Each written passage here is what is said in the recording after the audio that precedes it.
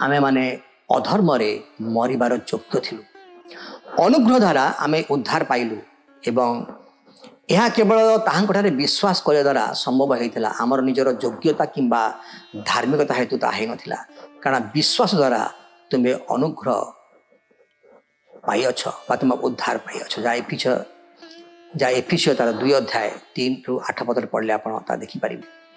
तेणु आज प्रसंग हो मोर प्रिय भाई भाई मैंने लोभरु पाप पापर मृत्यु ईश्वर दान होची आमर प्रभु जीशुख्रीष्ट ठारे अनंत जीवन अटे। रोमी तार 6 अध्याय 23 लिखा जाए कारण पापर वेतन मृत्यु किंतु ईश्वर अनुग्रह आम मान प्रभु जीशुख्रीष्ट सहभागितार अनंत जीवन अटे।